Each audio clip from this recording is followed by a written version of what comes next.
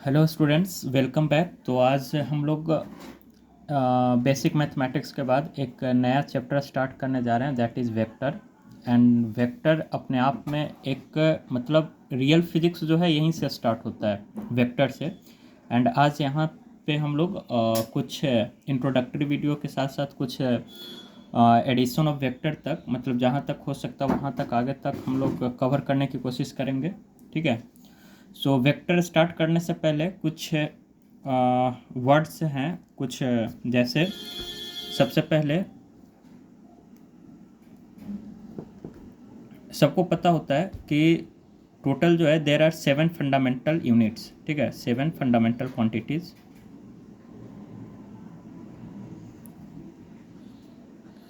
7 fundamental quantities are there. मतलब पूरे physics को समझने के लिए या थ्रू आउट द फिजिक्स जो हम लोग का जितने भी क्वांटिटी यूज होते हैं उसमें से सिर्फ 7 ही जो हैं वो फंडामेंटल क्वांटिटीज में आते हैं, जिसमें पहला आता है मास, फिर लेंथ, टाइम, टेम्परेचर। ठीक है। एंड फिर उसके बाद आता है अमाउंट ऑफ सब्सटेंस, एंड फिर उसके बाद आता है current, then luminous intensity.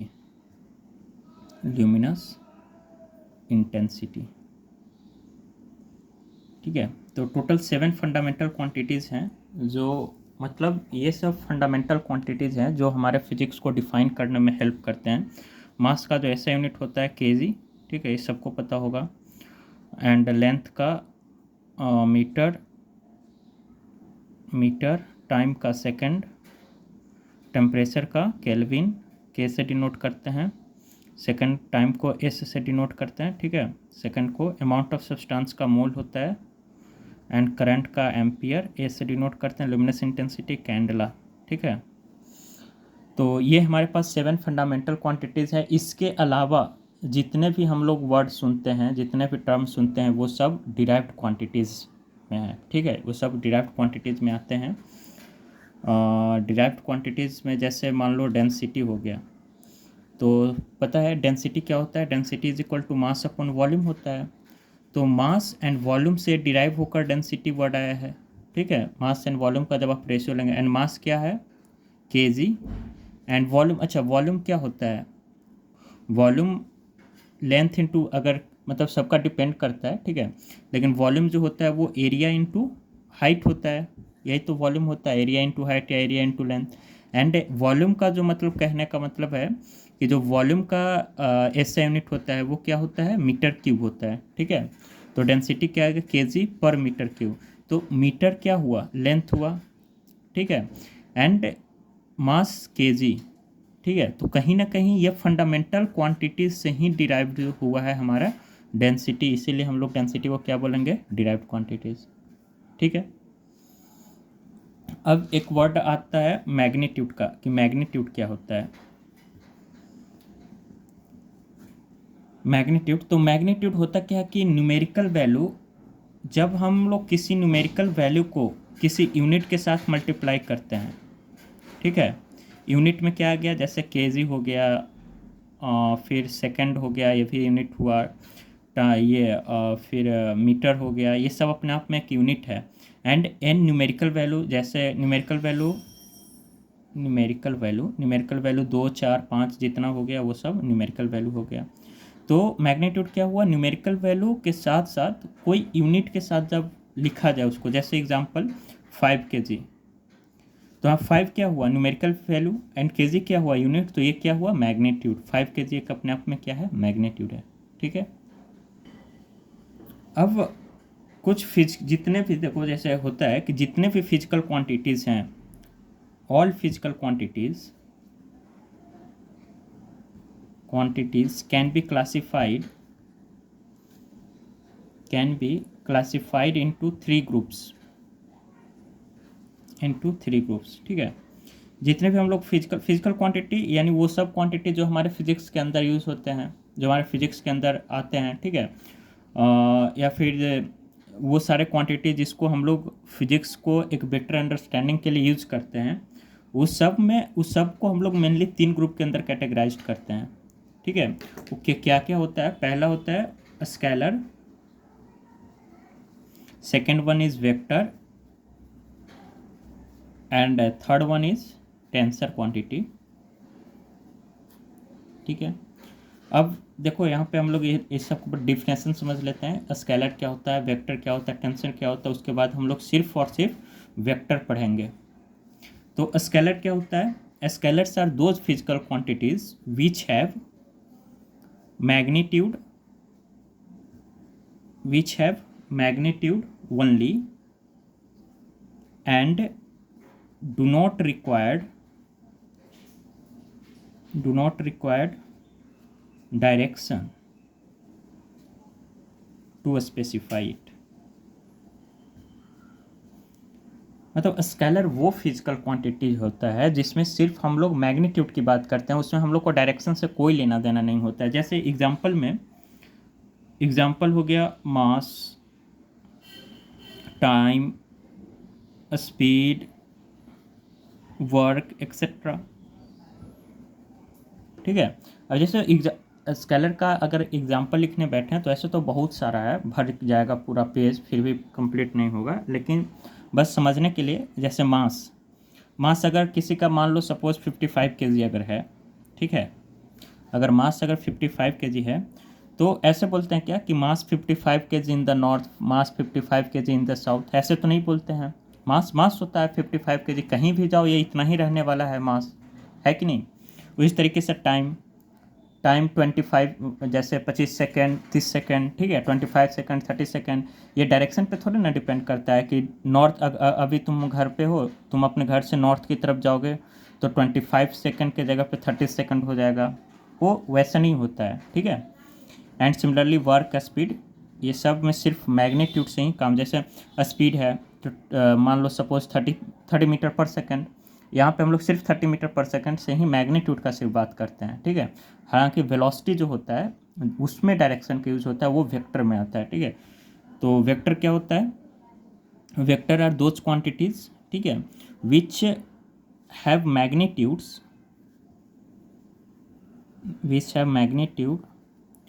As well as required directions to completely specify it। मतलब एक वेक्टर को डिफाइन करने के लिए हमारे पास मैग्नीट्यूड एंड डायरेक्शन दोनों होना चाहिए। एग्जाम्पल, वैसे तो इसमें भी काफ़ी सारे एग्जाम्पल है, बट हम लोग जैसे जैसे आगे सिलेबस में बढ़ते जाएंगे वैसे वैसे आपको पता लगते जाएगा कि कौन सा वेक्टर है, कौन सा स्केलर है। फॉर एग्जांपल अगर हम लोग बात करें तो अभी वेलोसिटी हमने बोला, जैसे स्पीड बोल सकते हैं 25 मीटर पर सेकंड, लेकिन जब आप वेलोसिटी का बात करोगे ना तो 25 metre per second in the north, 25 metre per second in the south, ये आपको स्पेसिफाई करना ही पड़ेगा। विदाउट उसके आप वेलोसिटी को डिफाइन नहीं कर सकते, ठीक है। फिर होता है फोर्स। अब फोर्स है तो एक बात बताओ, फोर्स अगर किसी ऑब्जेक्ट पे हम लोग 5 न्यूटन का फोर्स लगाएं, सपोज ये ऑब्जेक्ट यहाँ पे रखा हुआ है, इस ऑब्जेक्ट पे अगर 5 न्यूटन का हम लोगों ने फोर्स लगाया तो ये तो पता चल रहा है ना यहाँ पे कि किस डायरेक्शन में फोर्स, यहाँ पे आगे फोर्स लगा 5 न्यूटन का, और यहीं पे एक और कोई है वो 5 न्यूटन का फोर्स इधर से लगा रहा है वापस, ठीक है। तो 5 न्यूटन इधर, 5 न्यूटन इधर, दोनों कैंसिल होकर आगे मूव ही नहीं करेगा ये ऑब्जेक्ट। अगर 5 न्यूटन इधर से भी खींच रहा है और 5 न्यूटन से इधर से भी खींच रहा है तो ये ऑब्जेक्ट आगे नहीं बढ़ेगा। इसका मतलब क्या हुआ कि ये डायरेक्शन पे डिपेंड कर रहा है, तभी तो ये मूव नहीं कर रहा है। अगर ये डायरेक्शन पे डिपेंड नहीं करता तब इसको मूव कर जाना चाहिए था, ठीक है। अगर डायरेक्शन पे डिपेंड नहीं करता तब ये दोनों एक दूसरे को कैंसिल नहीं ना करता। ये अगर ये 5 टोटल, मतलब हम लोग ये बोलते हैं कि 10 न्यूटन लग रहा है, लेकिन 5 न्यूटन इस तरफ सपोज ये ईस्ट में है एंड 5 न्यूटन इस तरफ सपोज ये वेस्ट में है, दोनों एक दूसरे को कैंसिल कर दे रहा है, यानी ये डायरेक्शन पे डिपेंड कर रहा है। इसीलिए जो फोर्स हो गया वो वेक्टर क्वांटिटी होता है, ठीक है। फिर उसके बाद टॉर्क, वैसे बहुत सारे हैं, टॉर्क हो गया, एक्सेलरेशन हो गया, ये सब अपने आप में वेक्टर क्वांटिटीज़ हैं जो कि सिलेबस के जैसे जैसे आगे बढ़ेंगे वैसे वैसे पता चलेगा आपको, ठीक है। और बाकी अभी हम लोग डिटेल्स में वेक्टर को ही पढ़ेंगे। अच्छा, एक टेंसर होता है, तो टेंसर को बोला जाता है कि ना तो ये प्रॉपर स्केलर होता है ना तो ये प्रॉपर वेक्टर होता है, ठीक है, ये चेंज होते रहता है। जैसे, या फिर एक तरीके से और बोल सकते हैं कि जो टेंसर क्वांटिटीज होता है, वैसे तो हमारे सिलेबस में नहीं है, बस एक दो एग्जाम्पल ही है इसका हमारे सिलेबस में। एग्जाम्पल इसका एक आता है मोमेंट ऑफ इनर्शिया का, एग्जाम्पल मोमेंट ऑफ इनर्शिया, जो कि हम लोग रोटेशनल मोशन में अच्छे बहुत डिटेल्स में पढ़ेंगे, ठीक है। मोमेंट ऑफ इनर्शिया आई से उसको डिनोट करते हैं।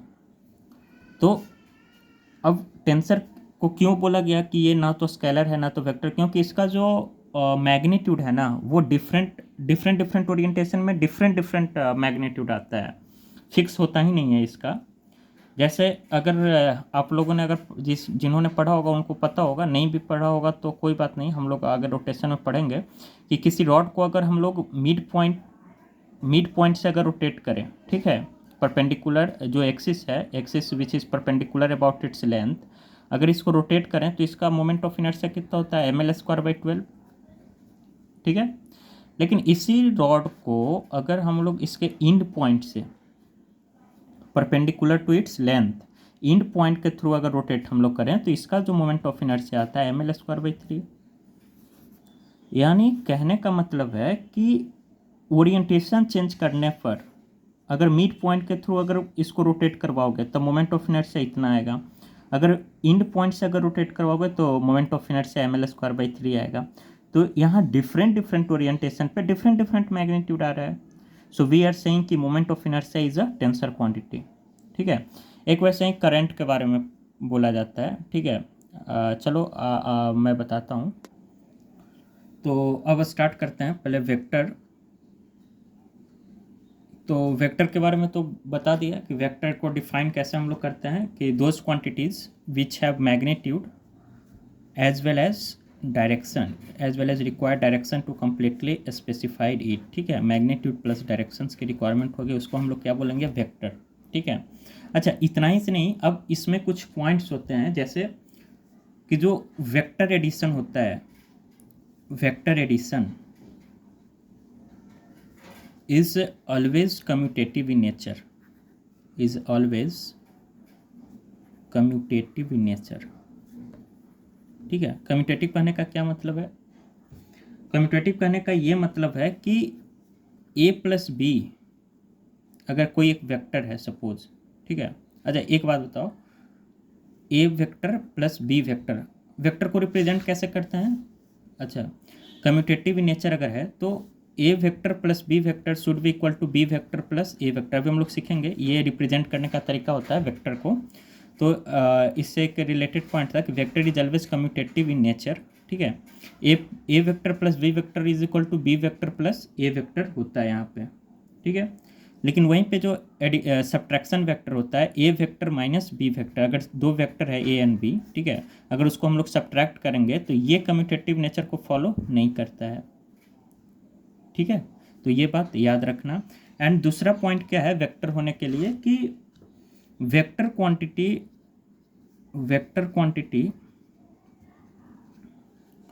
मस्ट ओबे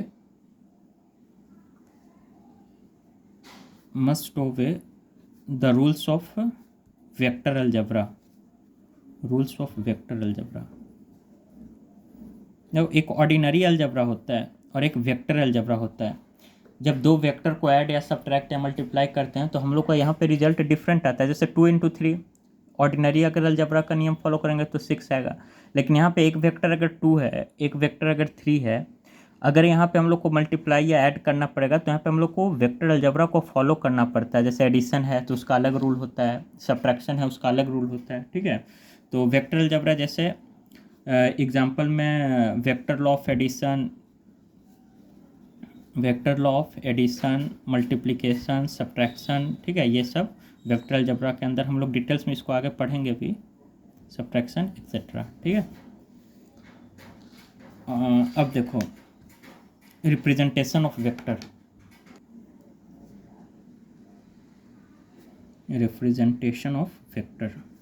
वेक्टर को रिप्रेजेंट कैसे करते हैं, जैसे अभी हमने आपको बताया यहाँ पे ए वेक्टर प्लस बी वेक्टर, ठीक है। तो ये कैसे लिखा है ये समझ लेते हैं। एक होता है ग्राफिकल रिप्रेजेंटेशन, ग्राफिकल रिप्रेजेंटेशन, ठीक है। तो ग्राफिकल रिप्रेजेंटेशन में हम लोग एक एरो बनाते हैं ऐसे, ठीक है। तो ये वाला जो पार्ट होता है एरो का, इसे हम लोग बोलते हैं हेड, और ये जो पार्ट है इसको हम लोग बोलते हैं यहाँ से यहाँ तक, this part is called tail. तो जो हेड होता है ना, ये हम लोग को डायरेक्शन बताता है कि किस डायरेक्शन में है, एंड ये टेल जो बताता है ये हम लोग को मैग्नीट्यूड बताता है कि मैग्नीट्यूड कितना है। तो वी कैन से कि जितना लंबा टेल होगा उतना ज़्यादा मैग्नीट्यूड होगा। So tail is directly proportional to magnitude of vector, magnitude of vector, okay. यहाँ से हम लोग ये बात बोल सकते हैं। ये ग्राफिकल पे जैसे अगर फोर्स है, देखो फोर्स है, उसको 10 न्यूटन का अगर फोर्स है, suppose a force is equal to 10 newton, and वो कुछ इस डायरेक्शन में है इधर, ठीक है। तो F is equal to 10 newton को कैसे ड्रॉ करेंगे सपोज, और अच्छा 10 न्यूटन तो, और 1 सेंटीमीटर जो है वो 1 यूनिट को रिप्रेजेंट अगर करता है, मान लेना अपने से, अगर वैसे तो आता नहीं है क्वेश्चन ऐसा कुछ, लेकिन हम ग्राफिकल रिप्रेजेंटेशन को डिनोट करने का मेथड बता रहे हैं, ग्राफ कैसे रिप्रेजेंट करते हैं। अगर 1 सेंटीमीटर को 1 न्यूटन अगर एज्यूम करेंगे तो 10 न्यूटन के लिए हम लोग को कितना चाहिए, 10 न्यूटन के लिए हम लोग को 10 सेंटीमीटर। तो ये जो है 10 सेंटीमीटर का स्केल से ग्राफ, मतलब स्केल से मेज़र करके हम लोग यहाँ पे लिख देंगे कि F is equal to 10 newton, ठीक है। और ये वाला जो लेंथ होगा ये 10 सेंटीमीटर का होगा। इस तरीके से हम लोग रिप्रेजेंट करते हैं। लेकिन अब बात बताओ, अगर F is equal to 100 newton हो गया तो हम लोग उसको कितना, मतलब फिर तो वो ज़्यादा लेंथी पड़ जाएगा ना, उसको मेज़र कर पाना भी मुश्किल होता है। तो ग्राफिकल रिप्रेजेंटेशन को हम लोग अवॉइडिंग करते हैं, ठीक है। तो फिर आता है सेकंड पे हम लोग का सिंबॉलिक रिप्रेजेंटेशन, सिंबॉलिक रिप्रेजेंटेशन। अब कौन इतना करेगा, इससे बढ़िया है कि सिंबल से ही रिप्रेजेंट कर दें, ठीक है। अब जैसे कोई एक वेक्टर है, ए वेक्टर है सपोज, तो लिखेंगे ए एंड उसके ऊपर एक एरो का साइन दे देते हैं, ठीक है। एरो का साइन ऐसे ही देंगे, ठीक है, चाहे इसका डायरेक्शन कहीं भी हो। एरो का साइन, इसको हम लोग पढ़ते कैसे हैं, वेक्टर ऑफ ए या फिर ए वेक्टर, ठीक है, वेक्टर ए या फिर ए वेक्टर, ठीक है। या फिर कभी कभी ना इस ए को हम लोग मतलब थोड़ा डार्क कर देते हैं, ज़्यादा मोटा, ठीक है। ए ऐसे लिखते हैं, इसको ज़्यादा डार्क करके लिखते हैं। तो इसका मतलब भी यही हुआ, वेक्टर ए ही हुआ कि ए जो है वो वेक्टर को, जैसे एनसीईआरटी जब आप पढ़ोगे ना तो इसमें जितना भी जैसे इलेक्ट्रिक फील्ड हो गया वो सबको मतलब डार्क करके ही लिखा हुआ है कोई कोई किताब में, ठीक है। तो उससे भी समझ में आना चाहिए कि वो सब क्या है, वेक्टर क्वांटिटी है, करेक्ट। अच्छा, ए वेक्टर, अब ऐसे नहीं कि ए वेक्टर ऐसे ऊपर की ओर एरो बना देंगे, ये रिप्रेजेंटेशन गलत हो गया। ए वेक्टर इस डायरेक्शन में बता दें, ये भी रिप्रेजेंटेशन गलत हो गया, ठीक है। इस तरीके से तो एक हम लोग यहाँ पे करंट के लिए कुछ एक असर्शन रीजन एक बनता है यहाँ पे, ठीक है। असर्शन क्या बोल रहा है सुनिएगा ध्यान से, कि जो करंट है, current is a scalar quantity, scalar quantity, although it has direction, ये असर्शन है, ठीक है।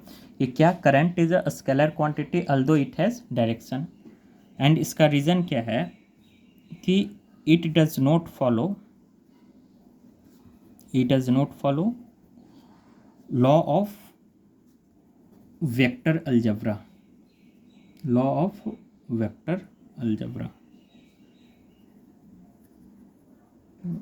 ठीक है। अब आपको बताना है कि असर्शन सही है या रीजन सही है, असर्शन सही है रीजन गलत है, या रीजन सही है असर्शन गलत है, या both assertion reason are correct but reason is not correct explanation, और assertion is correct and reason is also correct and reason is also the correct explanation of assertion, ठीक है। तो अब देखिए यहाँ पे, देखिए करंट को लेकर दो बात आती है। करंट को काफ़ी लोग, मतलब कुछ लोग बोलते हैं current is a tensor quantity, ठीक है, और कुछ लोग बोलते हैं करंट इज, देखो अगर ऑप्शन में टेंसर क्वांटिटी आए, ठीक है, जैसे ऑप्शन कुछ इस तरीके से आया कि करंट इज क्या है करंट? ऑप्शन है स्केलर, वेक्टर या टेंसर, ठीक है।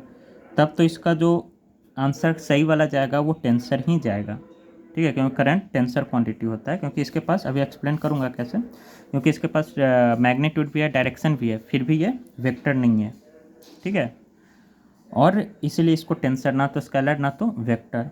लेकिन अगर मान लो कि टेंसर रहा ही नहीं ऑप्शन में, ठीक है, दूसरा ऑप्शन क्या है कि करंट इज अ, पहला है स्केलर, दूसरा ऑप्शन है वेक्टर, तीसरा ऑप्शन है बोथ, सपोज ऐसे both A and B, and चौथा ऑप्शन है नन, ठीक है, तब स्केलर आराम से जाएगा आंसर, ठीक है। तो ये बोल रहा है कि जो जनरली जो किताब में लिखा है current is a scalar quantity although it has a direction. देखो होता क्या है कि करंट होता क्या है, आई से अगर करंट आई से लिखते हैं ना, तो I is equal to Q by T होता है, ठीक है, I is equal to Q by T, यानी जो करंट है that is rate of flow of charge. Current क्या होता है? Rate of flow of charge, and charge क्या है? स्केलर है, ठीक है। तो एक सेकेंड में कितना चार्ज फ्लो होता है, पर यूनिट टाइम चार्ज कितना फ्लो होता है, उसी को हम लोग करंट बोलते हैं, ठीक है। एंड चार्ज खुद क्या है? स्केलर है। तो ऐसे समझो कि जैसे यहाँ पे ये सब ने 9th-10th में पढ़ा होता है कि जंक्शन लॉ जो होता है कि मान लो सपोज इधर से 2 एम्पियर का करंट आया, इधर से 3 एम्पियर का करंट आया, तो आउटसाइड मतलब total incoming is equal to total outgoing current होता है। 2 एम्पियर 3 एम्पियर, तो इधर कितना आ गया? 5 एम्पियर का करंट जंक्शन पे, ठीक है। तो हम लोग डायरेक्ट इसको ऐड कर देते हैं ऑर्डिनरी, जैसे ऑर्डिनरी अलजबरा से जैसे ऐड करते हैं 2 + 3 इज इक्वल टू 5। लेकिन यही अगर वेक्टर होता ना, तो ये इस चीज़ पे डिपेंड करता है कि अगर इधर से 2 एम्पियर, ये 3 एम्पियर, एंड इन दोनों के बीच में कुछ एंगल थीटा अगर बन रहा है यहाँ पे, जो कि दिख रहा है कि बन रहा है, कुछ एंगल थीटा होगा, ठीक है, तब ये कुछ और रिजल्टेंट आएगा, 5 नहीं आएगा। लेकिन ऐसा होता नहीं है, ठीक है। अगर इधर से 2 एम्पियर गया, 3 एम्पियर गया, तो इधर 5 एम्पियर ही आएगा, ये प्रूफ एंड फैक्ट है। वैसे भी सोचो कि इधर से मतलब जो चार्ज आएगा 2 कूलम, 2 एम्पियर कहने का मतलब क्या हुआ कि 2 कूलम पर सेकंड चार्ज इधर से फ्लो कर रहा है, इधर से 3 कूलम पर सेकंड फ्लो कर रहा है, तो टोटल जो चार्ज आएगा 5 कूलम आना चाहिए था, law of conservation of charge से, ठीक है। तो यहाँ पे 5 कूलम पर सेकंड आ गया, ठीक है, इसीलिए 5 एम्पियर हो गया। अगर ये अलजबरा को फॉलो करता तब यहाँ पे 5 आना ही नहीं चाहिए था, वो क्या आता वो हम लोग आगे देखेंगे। ये जो रिजल्टेंट जो आता है वो एंगल पे डिपेंड करता है कि आगे एनालिटिकल मेथड जब पढ़ेंगे कि अगर ये ए है, ये बी है, तो a² + b² + 2ab cos theta पे, ठीक है, 2ab cos थीटा रिजल्टेंट इसका होता है। ये एंगल नहीं, मतलब ये ऑर्डिनरी को फॉलो नहीं करता, ठीक है। तो अब आइए असर्शन क्या बोल रहा है कि current is a scalar quantity although it has a direction. सही बात है ना, स्केलर है अगर बोल रहा है, एंड डायरेक्शन है, ये भी सही है। एंड अच्छा, डायरेक्शन कैसे है? क्योंकि जो करंट होता है ना, वो हमेशा इलेक्ट्रॉन के अपोजिट डायरेक्शन में फ्लो करता है। अगर इलेक्ट्रॉन इस डायरेक्शन में फ्लो कर रहा है तो करंट इसके अपोजिट में फ्लो करता है, ठीक है। एंड रीजन क्या बोल रहा है? It does not follow law of vector algebra. हाँ, ऑर्डिनरी ये वेक्टर अलजेब्रा को फॉलो नहीं करता, ऑर्डिनरी अलजेब्रा को फॉलो कर रहा है। इसीलिए हम लोग इसका आंसर जो बोलेंगे फाइनली कि both assertion and reason are correct, and reason is the correct explanation of assertion, ठीक है। नाउ एक और होता है, जैसे एक टॉपिक है जैसे डायरेक्शन सेंस, ये आप लोग को पता होना चाहिए, ठीक है। आई थिंक सबको पता होता है कि अगर ये हमारे पास 4 एक्सिस है, ये प्लस एक्सिस को बोलते हैं, एंड ये +y है, एंड इसको ऑरिजिन पॉइंट बोलते हैं, इसको -y एंड इसको -x, ठीक है। एंड इस प्लेन के अगर आउटसाइड आएगा, ठीक है, थंब के डायरेक्शन में, तब उसको प्लस के कैप बोलते हैं, मतलब जेड डायरेक्शन में प्लस के कैप। अगर इन्वर्स जाता, ठीक है, अगर इन्वर्स को अगर क्रॉस से डिनोट करते हैं तो माइनस के कैप, ठीक है, -z। तो ये जो है, अच्छा ये हो गया। एंड इधर ही x y -x, इधर जो है +x को, इसको ईस्ट बोलते हैं, ठीक है। इधर जो है इसको वेस्ट बोलते हैं, इसको नॉर्थ बोलते हैं, इसको साउथ बोलते हैं, ठीक है। North, south, east, west. मतलब यहाँ पे अगर ऑरिजिन पे आप खड़े होते हो, ठीक है, इस तरफ को फेस अगर इधर करते हो नॉर्थ की तरफ, ठीक है, इस डायरेक्शन में अगर खड़े होते हो तो आपका जो राइट साइड होगा that will be east, left side will be west, and जो आपका फेस जिधर होगा उधर नॉर्थ, एंड जिधर बैक आपका होगा उधर साउथ, ठीक है।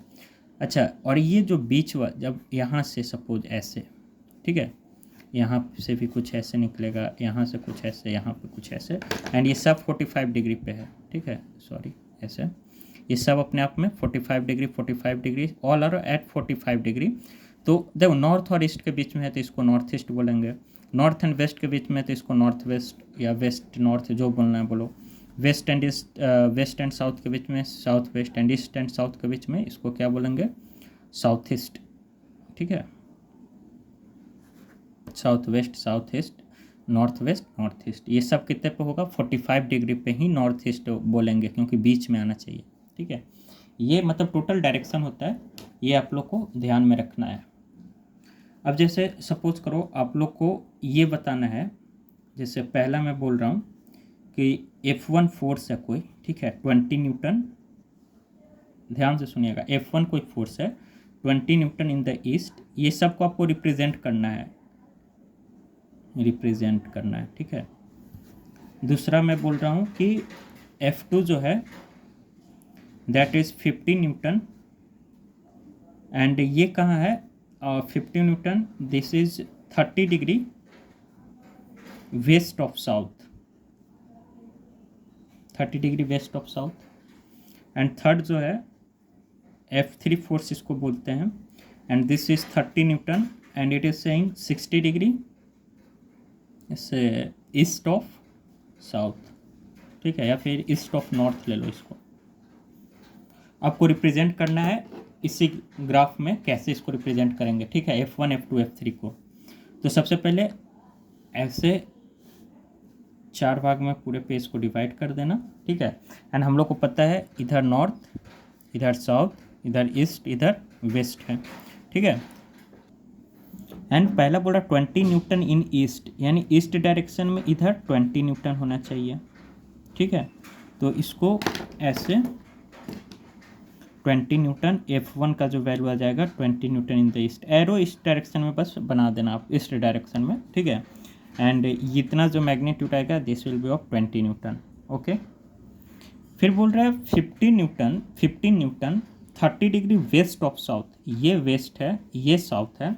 वेस्ट ऑफ साउथ कहने का क्या मतलब है, वेस्ट ऑफ साउथ यानी साउथ के वेस्ट में, उल्टा जैसे लिखा हुआ है ना उसके उल्टा जाओ, वेस्ट ऑफ साउथ, इसका मतलब साउथ का 30 डिग्री वेस्ट, ये साउथ है, तो साउथ के ऊपर बैठना है आपको एंड वेस्ट की तरफ ट्रेवल करना है, यहाँ पे बैठना है, बैठ जाओ, यहाँ लिख दे रहा हूँ, इसके तरफ बैठ जाओ एंड इसके तरफ ट्रेवल करो, ठीक है। मैंने साउथ पे बैठ गया एंड 30 डिग्री वेस्ट जाना है, ठीक है। तो ये जो है ना एरो ऐसे बन जाएगा, 30 डिग्री वेस्ट की तरफ चला गया, ठीक है। अच्छा, इसी 30 डिग्री वेस्ट को सुनिएगा, इस 30 डिग्री वेस्ट को हम लोग ये भी तो बोल सकते हैं ना कि 30 डिग्री वेस्ट ऑफ साउथ को, ये वाला एंगल कितना, ये टोटल 90 होता है, तो ये 30, तो ये कितना हो गया 60। तो अगर यहाँ से अगर वेस्ट पे हम लोग बैठ जाएं, ठीक है, तो वेस्ट से हम लोग किधर जा रहे हैं, साउथ की तरफ, तो इसको हम लोग एक तरीके से और क्या बोल सकते हैं कि 60 डिग्री, ठीक है, F2 को ही बोल रहा हूँ, F2 को एक तरीके से और लिख सकते हैं कि F2 is equal to 60 degree south of west, हाँ या ना, 60 डिग्री साउथ ऑफ वेस्ट, या फिर 30 डिग्री वेस्ट ऑफ साउथ। समझ में आ रही है बात, अगर ये 30 डिग्री है तो साउथ पे बैठ गए हम लोग एंड 30 डिग्री वेस्ट की तरफ घूम गए, लेकिन इसी को इधर से 60 डिग्री हो जाएगा ना, तो इस पे वेस्ट पे बैठ गए, ठीक है, एंड साउथ की तरफ अगर घूम रहे हैं तो क्या लिखेंगे, वेस्ट पे बैठ जाना है, एंड साउथ की तरफ अगर घूम रहे हैं तो 60 डिग्री साउथ ऑफ वेस्ट, समझे। इसी तरीके से F3 30 न्यूटन है and 60 degree east of north है, तो नॉर्थ पे बैठ जाओ, ठीक है, इस पे बैठ जाओ एंड 60 डिग्री ईस्ट की तरफ घूम जाओ, ये 60 डिग्री हो गया, मैंने नॉर्थ पे बैठ गया एंड ईस्ट की तरफ 60 डिग्री आ गया, ठीक है। एंड तो इधर से क्या बच जाएगा 30 डिग्री। तो इसको एक तरीके से और क्या लिख सकते हैं कि 30 डिग्री नॉर्थ ऑफ ईस्ट, ठीक है। तो F3 को एक तरीके से और क्या लिख सकते हैं 30 degree east of north, sorry north of east, 30 degree north of east, ठीक है। ईस्ट ऑफ नॉर्थ तो है ही 60 डिग्री, इस तरीके से रिप्रेजेंट किया जाता है, ठीक है। ये डायरेक्शन सेंस था। अब एक बात और यहाँ ध्यान से सुनिएगा, अब एक इम्पॉर्टेंट जो है दैट इज टॉपिक जो है एंगल बिटवीन वेक्टर्स। दो वेक्टर्स के बीच में एंगल कैसे, सपोज करो दिस इज ए वेक्टर, ठीक है, एंड कोई एक और है ऐसे बी वेक्टर है, ठीक है। अब आपको पता करना है कि इस ए एंड बी के बीच में कौन एंगल होगा, क्या होगा, कैसे होगा। तो इसके लिए पहले सबसे एक इम्पॉर्टेंट जो बात है वो आपको ध्यान रखना चाहिए, ठीक है, that is parallel shifting of vector. Parallel shifting of vector मतलब एक वेक्टर को हम लोग उसी के प्लेन में कहीं भी पैरेलली शिफ्ट कर सकते हैं, उससे उस वेक्टर पे कोई चेंज नहीं आएगा। मतलब vector can be displaced parallel to itself, ठीक है, parallel to itself and it does not change, ठीक है। और इसमें कोई चेंज नहीं आएगा, कहीं भी हम लोग उसको उठाकर शिफ्ट कर सकते हैं। जैसे सपोज कीजिए ये ए वेक्टर है ना, इसी के पैरेलल में एक और हम ए वेक्टर यहाँ पे लिख दिए, दोनों सेम ही रहेगा, चेंज नहीं होगा। ये बी वेक्टर इस डायरेक्शन में, इसी के पैरेलल एक और बी वेक्टर हम लोग ऐसे ड्रॉ कर सकते हैं, कोई दिक्कत नहीं है, ठीक है। तो ये बोल रहा है इससे कोई फर्क नहीं पड़ेगा, हम लोग कहीं भी इसको उठाकर यहाँ से यहाँ, यहाँ से यहाँ, बस पैरेलल ही होना चाहिए।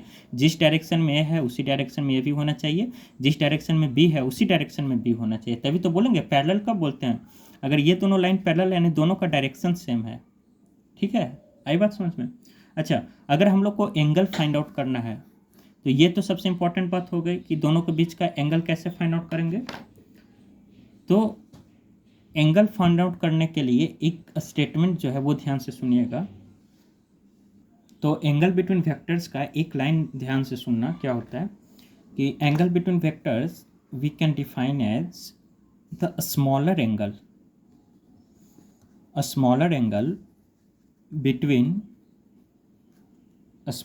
between their corresponding tail or corresponding head।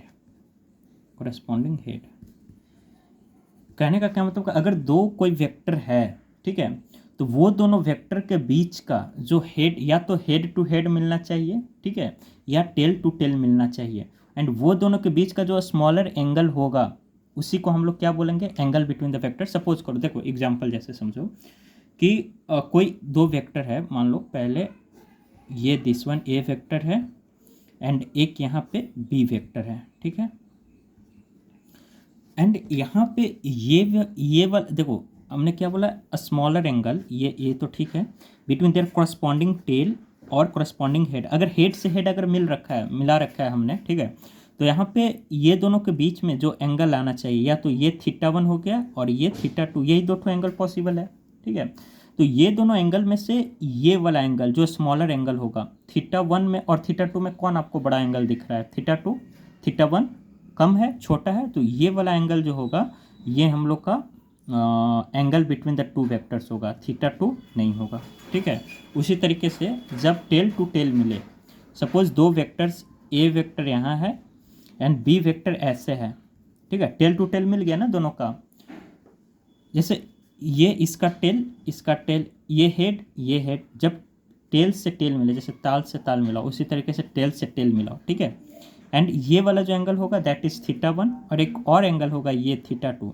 तो θ2 यहाँ नहीं होगा, जो स्मॉलर एंगल होगा वो होगा सही वाला एंगल, ठीक है। θ1 will be the right answer, ठीक है। तो ये कहने का मतलब हुआ इस लाइन का। अब जैसे यहाँ पे क्वेश्चन अगर हम लोग देखें कि सपोज ऐसे ही ले लो, कोई एक वेक्टर है, this is A vector and और क्या बोलेंगे, सपोज ऐसे करो A vector and another one यहाँ पे लो, दिस इज बी वेक्टर, ठीक है। एंड इसको ऐसे ले लो, this is A vector and B vector ऐसे है, ठीक है। एंड ये वाला जो एंगल है दिस इज 120 डिग्री, ठीक है।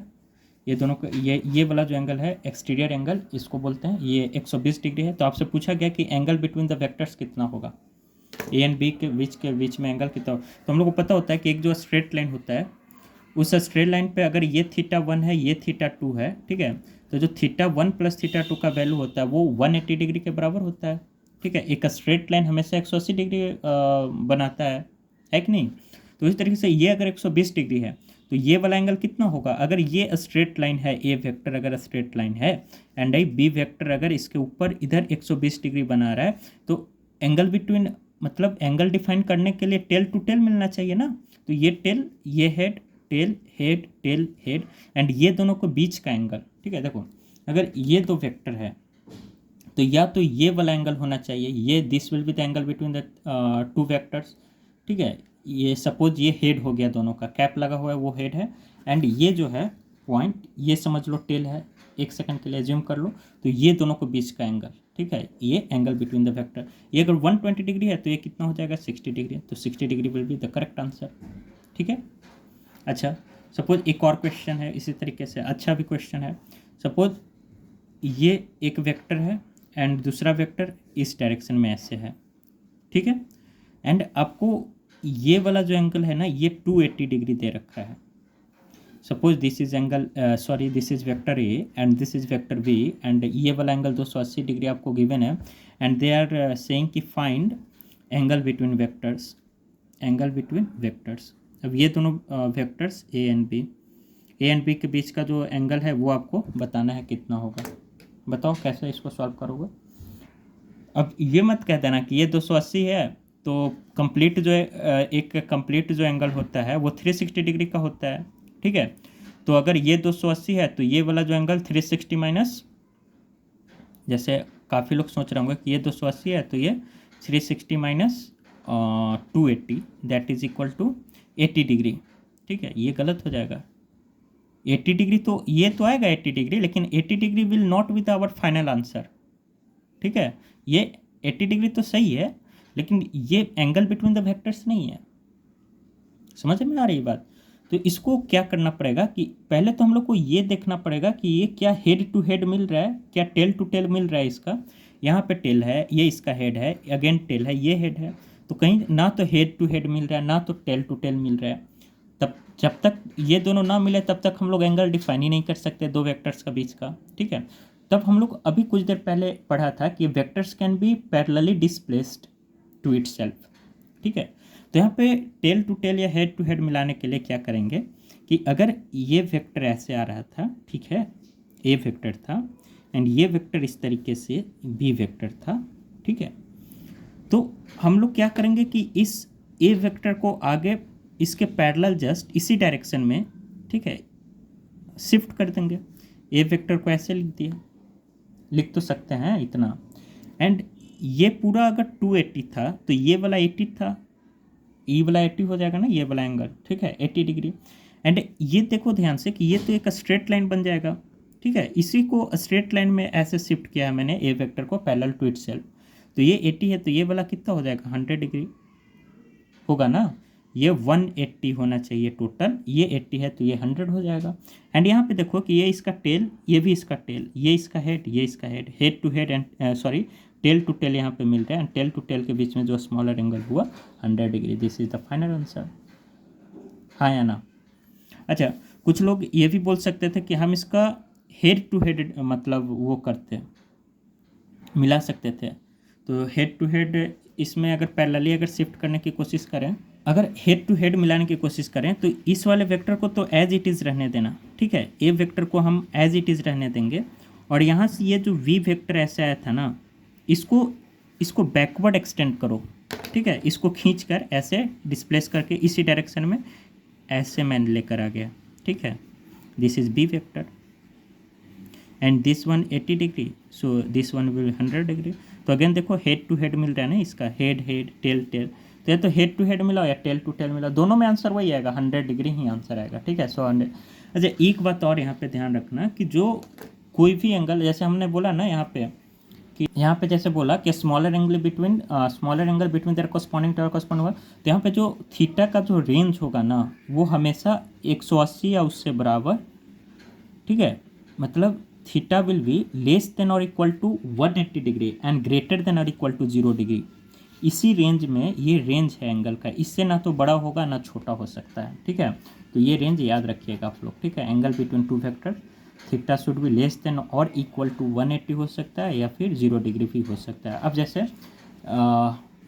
जैसे सपोज करिए एक स्पेशल केस जैसे आता है, ठीक है, एंगल बिटवीन वेक्टर का, जैसे दो वेक्टर पैरेलल है, सपोज ये ए वेक्टर हो गया and this is B vector हो गया।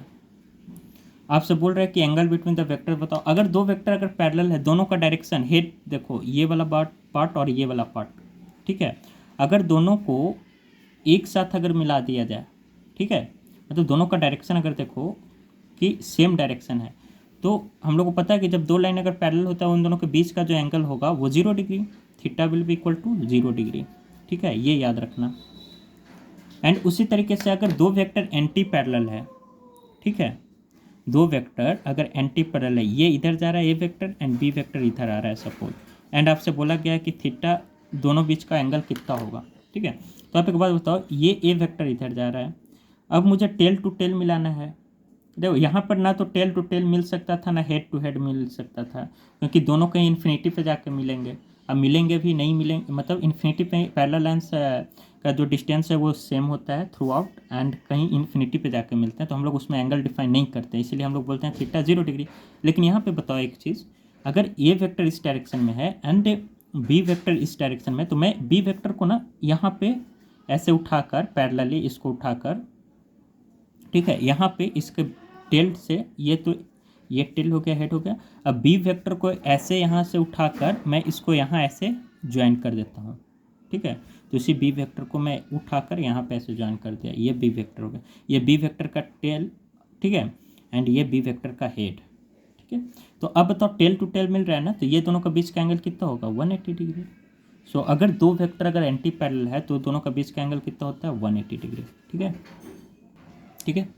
अब एक और होता है, जैसे एक पॉइंट जो है नोट वो ध्यान रखना कि अगर if vector is rotated by an angle of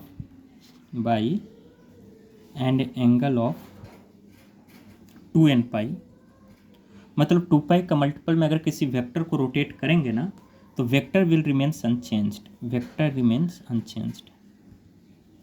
हाँ या ना। अच्छा 2n पाई मतलब समझ आ जा रहा है, 2 पाई का मतलब पाई देखो 180 डिग्री होता है, 2 पाई कितना हो जाएगा 360 डिग्री, जैसे n का वैल्यू 1 रखो, 3 पाई कितना हो जाएगा तो 540 डिग्री, समझ रहे हो, इस तरीके से। तो 360, 3 पाई इतना हो गया, लेकिन 2n पाई का मल्टीपल्स होना चाहिए, 2 होगा 4 होगा, ठीक है। 2n पाई का मतलब 2 पाई 4 पाई 6 पाई इस तरीके से, यानी इक्वल टू 1 2 3, ठीक है।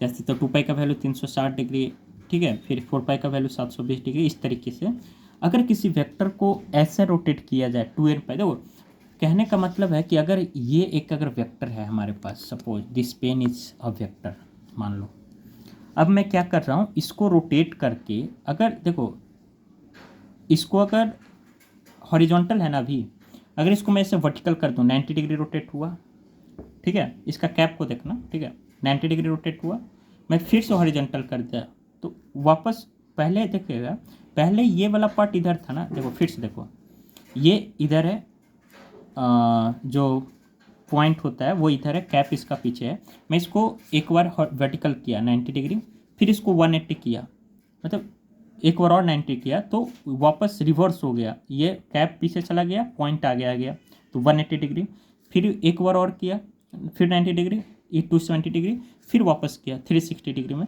तो एज इट इज़ आ गया कि नहीं आ गया, जैसे पहले था वैसे अब भी है, कैप यहीं के ही, पॉइंट इधर आ गया। तो कहने का क्या मतलब है कि आप इसको कंप्लीट रोटेशन चाहे कितना भी कर लो, ठीक है, वेक्टर चेंज नहीं होने वाला है, क्योंकि फाइनल और इनिशियल पॉइंट सेम ही रहने वाला है, तो डायरेक्शन भी वही रहेगा ना, तो डायरेक्शन भी चेंज नहीं होगा, मैग्नीट्यूड भी नहीं चेंज होगा। तो इसीलिए हम लोग बोल रहे हैं कि if vector is rotated by an angle of 2n pi then the vector remains unchanged. अच्छा ठीक है, अब यहाँ पे हम लोग देखेंगे types of vector.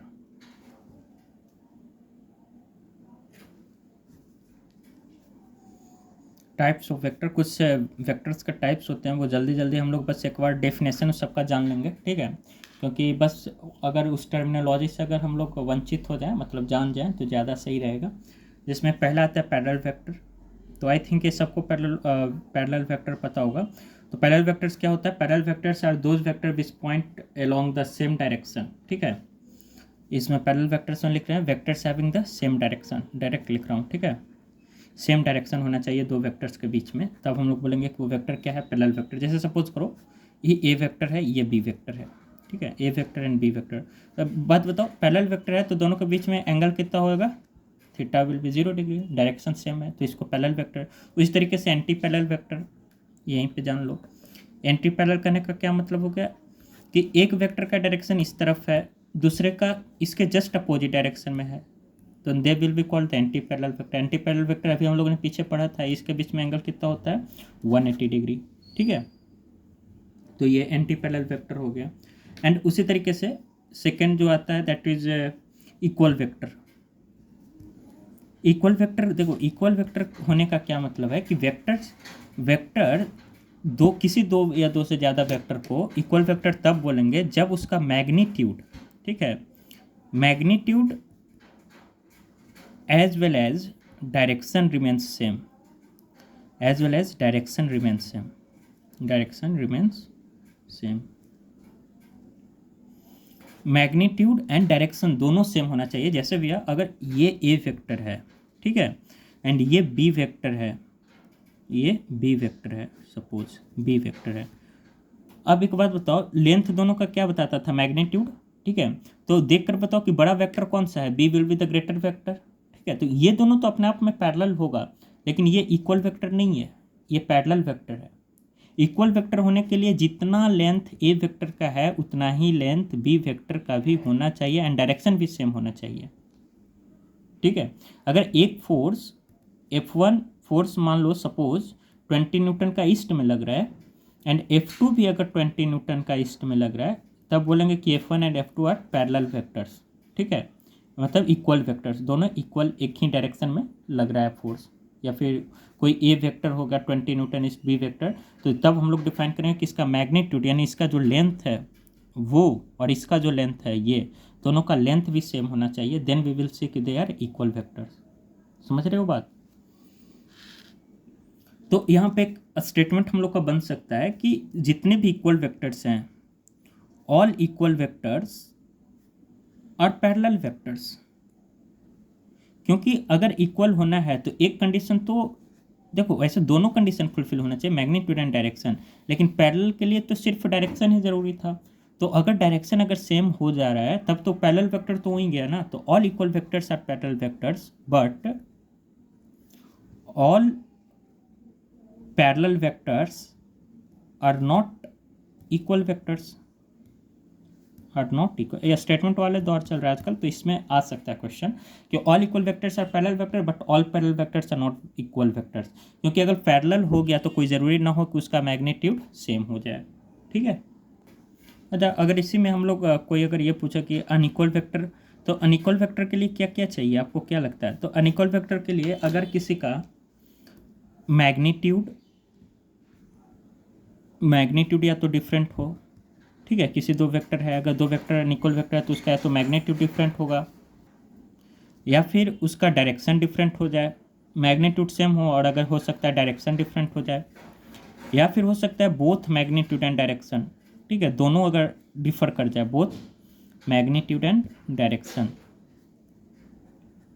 Both magnitude and direction are different, ठीक है। तब हम लोग क्या बोलेंगे कि वो जो वेक्टर है वो अनइक्वल वेक्टर है। जैसे देखो ये ए वेक्टर है, ये बी वेक्टर है, डायरेक्शन तो दोनों का सेम है, लेकिन यहाँ पे डायरेक्शन तो दोनों का सेम है, लेकिन यहाँ पे मैग्नीट्यूड दोनों का अलग अलग है। So this A and B are parallel vector बोलो या अनइक्वल वेक्टर बोलो, ठीक है। लेकिन वहीं पे अगर दूसरा बात करें, डायरेक्शन डिफरेंट होना चाहिए। सपोज एक ए वेक्टर इधर है and B vector suppose same length का होगा, ठीक है, बी वेक्टर सपोज कुछ इस तरीके से है, तो डायरेक्शन दोनों का अलग अलग है, तो दीज आर अनइक्वल वेक्टर, ठीक है। लेकिन हो सकता है कि दोनों मैग्नीट्यूड भी डिफर करता है, डायरेक्शन भी डिफर करता है। जैसे सपोज कि ए वेक्टर है एंड ये बी वेक्टर, देखो लेंथ पे ध्यान देना, ए वेक्टर मैंने छोटा बनाया है, ठीक है, लेंथ इसका, बी वेक्टर का बड़ा बनाया है मैंने, एंड दोनों के बीच का एंगल थीटा है, तो दोनों का डायरेक्शन भी डिफर कर गया एंड मैग्नीट्यूड भी डिफर कर गया। सो वी आर सेइंग कि ये सब अनइक्वल वेक्टर होंगे। सो बोथ, तो लिख सकते हैं A vector and B vector, A vector is not equal to B vector, ठीक है। अब एक और वेक्टर आता है that is negative of vector. Negative of vector, ये कहने का क्या मतलब है, ये कहने का ये मतलब है कि डायरेक्शन, किसी का निगेटिव कहने का ये मतलब है, सपोज कोई एक वेक्टर है, वेक्टर ए है सपोज, ठीक है, तो इसका निगेटिव वेक्टर क्या हो जाएगा, माइनस ए वेक्टर इसका निगेटिव वेक्टर हो जाएगा, ठीक है। Negative of vector A is equal to minus, minus आगे लगा दो। अच्छा, माइनस का क्या मतलब है कि मैग्नीट्यूड तो सेम रहेगा भैया आपका, magnitude will be same, magnitude will be same but direction will be reverse, या direction will be opposite, direction is opposite, is opposite, ठीक है। जैसे अगर इस डायरेक्शन में अगर ए वेक्टर है, ठीक है, तो इसके जस्ट अपोजिट वाले में, इस वाले में माइनस ए वेक्टर हो जाएगा, ठीक है। तो लेंथ तो सेम हो गया लेकिन डायरेक्शन बदल गया, माइनस ए वेक्टर कहने का मतलब ये हो गया, ठीक है। अच्छा, जब एक वेक्टर को उसके निगेटिव वेक्टर में जब हम लोग ऐड करेंगे, suppose this is vector A and इसमें अगर इसका हम लोग निगेटिव वेक्टर अगर हम लोग ऐड कर रहे हैं तो हम लोग को क्या मिलेगा, एक अगर 5 है, एक अगर -5 है, एंड दोनों को अगर ऐड करेंगे, ठीक है, तो ना कुछ नहीं मिलेगा। जैसे अगर ये अगर एक बॉक्स है, सपोज करो इधर से अगर 5 न्यूटन लगा रहे हैं, इधर से भी अगर 5 न्यूटन अगर पुल कर रहा है कोई इधर से, एक इधर से बंदा है, एक इधर से, तो रिजल्टेंट क्या आएगा, 0 आएगा, दोनों एक दूसरे को कैंसिल कर देंगे, ठीक है। तो इसी तरीके से ए वेक्टर को जब उसके निगेटिव वेक्टर के साथ अगर ऐड करते हैं ना, तो वहाँ पे हम लोग को एक नल वेक्टर मिलता है, ठीक है, या फिर 0 वेक्टर, नल वेक्टर या फिर 0 वेक्टर और 0 वेक्टर। इसमें एक खासियत ये है, चलो यहाँ पे मैं स्टेटमेंट के फॉर्म में भी लिखवा देता हूँ कि when a vector is added, when a vector is added to its negative vector,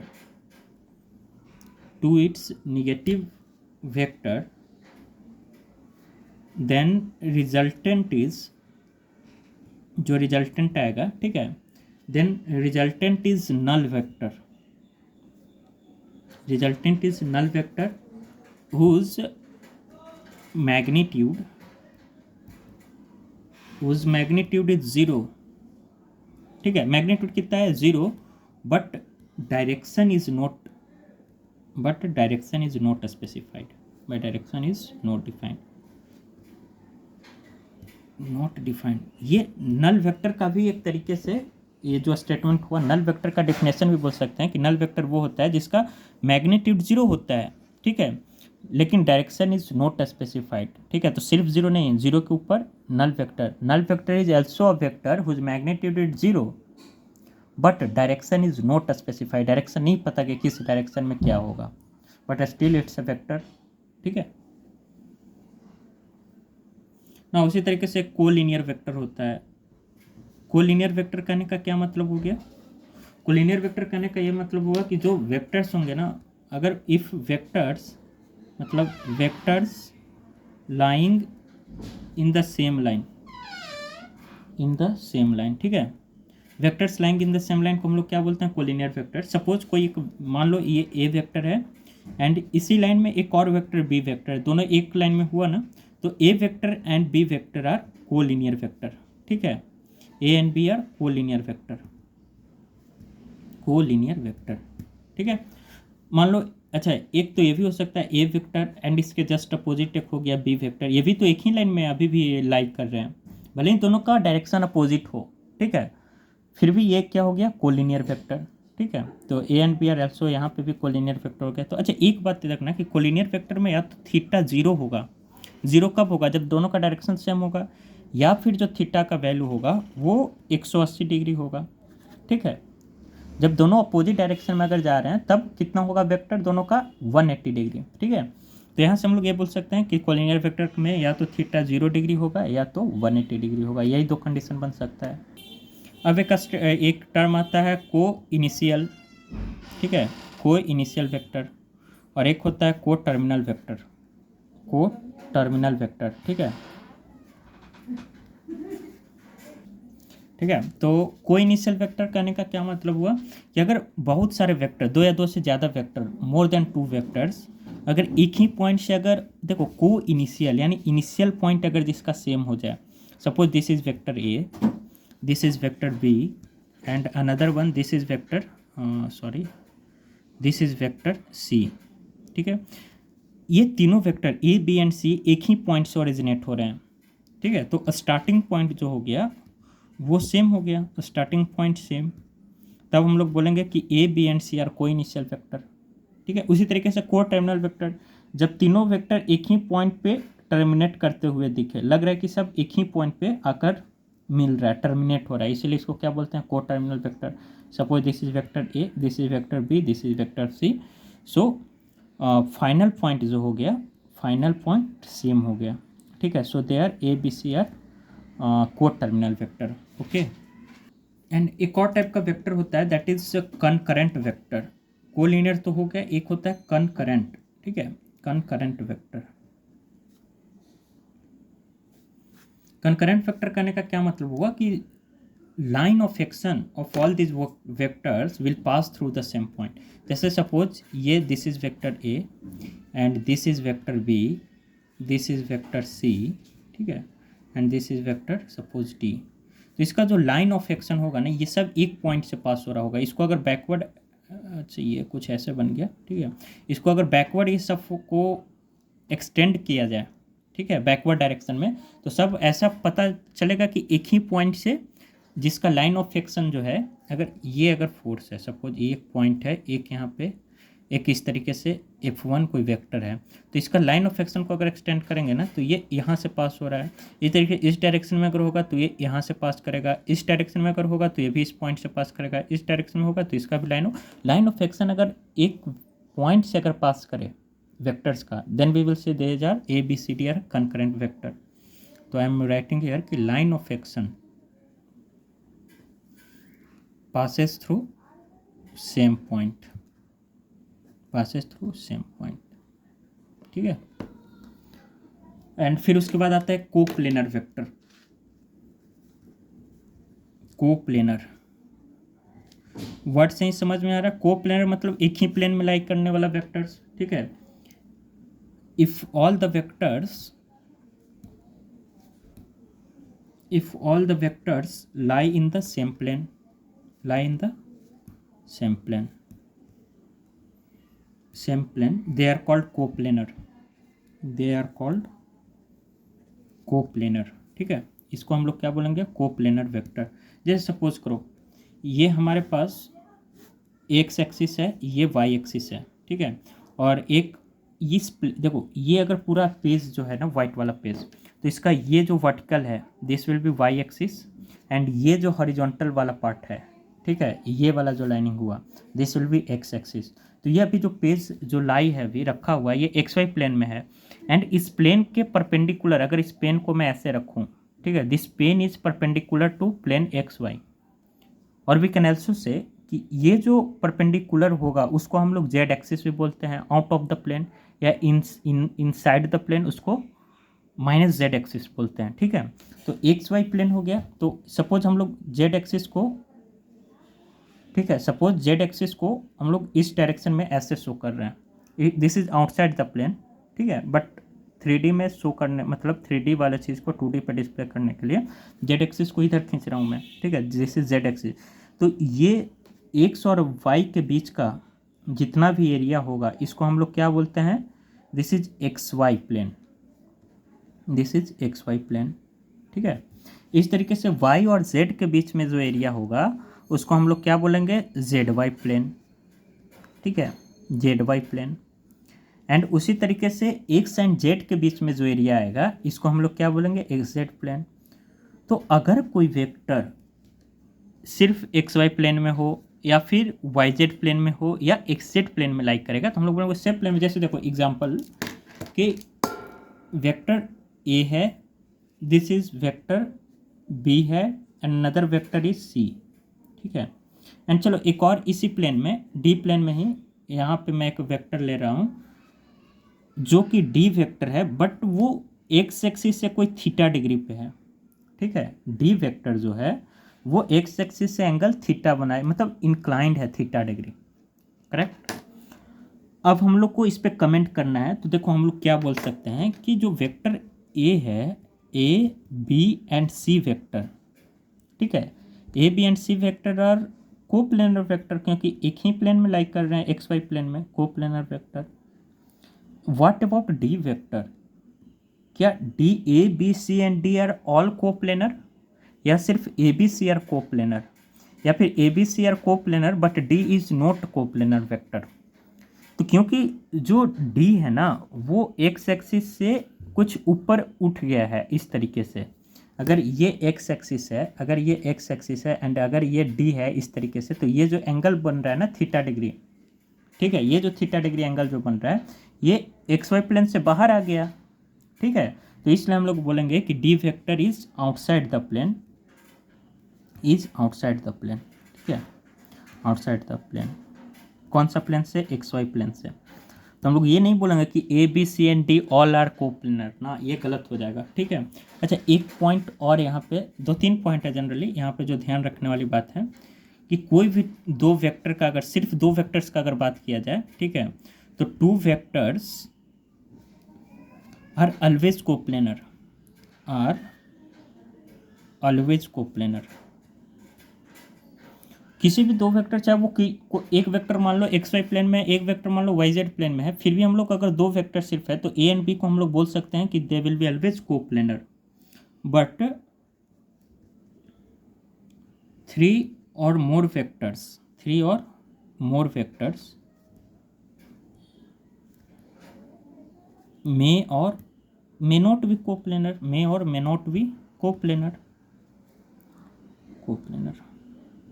जैसे अभी तो देख लिया 3 or more vectors may or may not be coplanar, A B C तो क्या हो गया coplanar, but D is not the coplanar. 3 or more vectors may or may not be coplanar, ये स्टेटमेंट ठीक है। लेकिन दो वेक्टर मान लो कि अगर एक्स वाई एक्सिस में है, ये एक्स है ये वाई है, यहाँ पे कोई एक वेक्टर ए वेक्टर है एंड बी वेक्टर कल का इधर कहीं हो गया, सपोज ये अगर जेड एक्सिस है, ठीक है, तो एक्स जेड वाले में अगर लाइक कर रहा है बी वेक्टर सपोज, तो इन दोनों वेक्टर को हम लोग एक प्लेन एज्यूम कर सकते हैं, और इस प्लेन की, हाँ दोनों एक ही प्लेन में आएगा, मतलब दोनों वेक्टर को एक लाइन में मानते हुए, एक प्लेन में मानते हुए हम लोग ये एज्यूम कर सकते हैं कि दोनों वेक्टर जो होगा वो को प्लेनर ही होगा, ठीक है। तो इस बात को हमेशा याद रखिएगा कि दो वेक्टर की अगर सिर्फ बात करें तो हमेशा को प्लेनर होंगे, बट 3 या 3 से ज़्यादा में और में नॉट भी को planar, okay.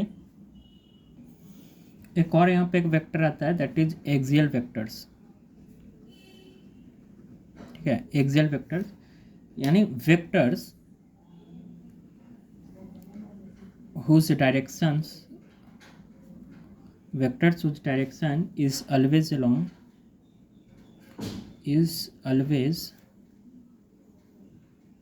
along the axis of rotation, is always along the axis of rotation,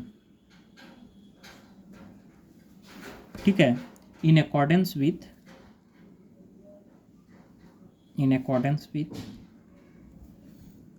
right hand curl rule और right hand thumb rule, यानी ये बोलना चाह रहे हैं कि जो एक्सियल वेक्टर है ना, जब हम लोग देखो राइट हैंड कर्ल रूल, ये राइट हैंड है, ठीक है सपोज, एंड इस हैंड को आप किधर कर्ल कर सकते हो, अगर इसको स्ट्रेट ऐसे रखें फिंगर्स को, तो it can be curled this way और दिस वे, ठीक है। तो ये पीछे तो कर्ल कर पाना मुश्किल है, इसको हम लोग ऐसे ही कर्ल कर सकते हैं, ठीक है, इस तरीके से।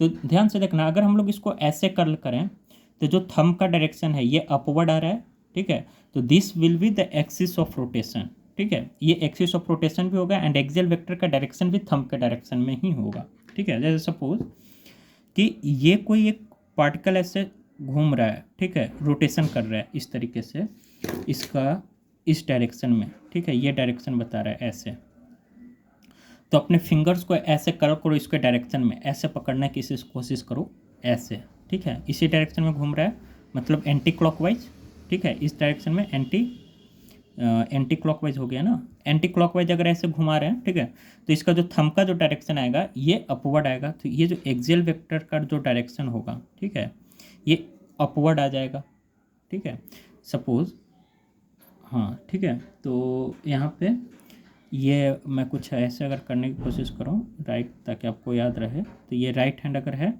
तो ये अगर कर्ल करेंगे हम लोग, ठीक है, इसको अगर ऐसे कर्ल करेंगे इस डायरेक्शन में, तो ये जो थंब का जो डायरेक्शन होगा that will be the axial vector का डायरेक्शन, ठीक है। जैसे एग्जांपल इसका एक्सियल वेक्टर जो है ना, these are used, axial vectors are used to describe rotational effect, ठीक है, ये बात याद रखिएगा, रोटेशनल इफेक्ट। ऐसे इसका एग्जांपल जो आता है, पहला आता है एंगुलर वेलोसिटी, एंड ये नीट 2024 में पूछ भी चुका है कि जो एंगुलर वेलोसिटी होगा, ठीक है, angular velocity omega C square, इसका डायरेक्शन क्या होता है, इसका डायरेक्शन हमेशा along the axis of rotation होता है, ठीक है। एंगुलर मोमेंटम, इसका भी डायरेक्शन पूछ सकता है कभी, ठीक है, एंगुलर मोमेंटम। फिर उसके बाद बोलेगा एंगुलर एक्सलरेशन, फिर उसके बाद बोलता है टॉर्क, ये सब अपने आप में क्या है, ये सब एक्सियल वेक्टर्स का एग्जाम्पल है, ठीक है, ये इंपॉर्टेंट है, नीट में पूछ चुका है। तो इसका अगर डायरेक्शन की अगर बात करेंगे तो हमेशा along the axis of rotation आएगा इसका डायरेक्शन, ठीक है। अच्छा, इसी में एक होता है infinitesimal angular displacement,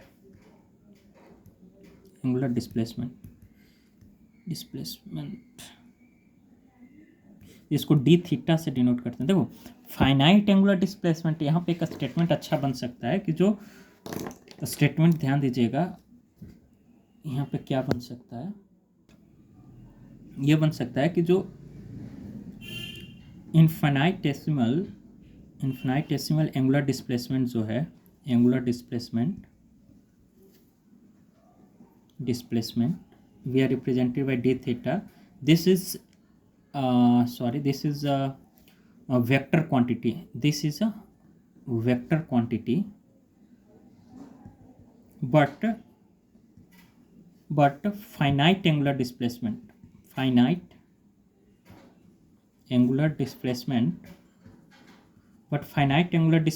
is a scalar, मतलब is not a vector, ये बात ध्यान रखिएगा, ठीक है, कि जो स्मॉल एंगुलर डिस्प्लेसमेंट हो, इन स्मॉल कहने का मतलब काफ़ी स्मॉल, इनफाइनाइटेसिमल एंगुलर डिस्प्लेसमेंट, ठीक है, वो वेक्टर क्वांटिटी होता है, और ये जो फाइनाइट एंगुलर डिस्प्लेसमेंट होता है ये वेक्टर क्वांटिटी नहीं होता, ये स्केलर होता है। ऐसा क्यों होता है?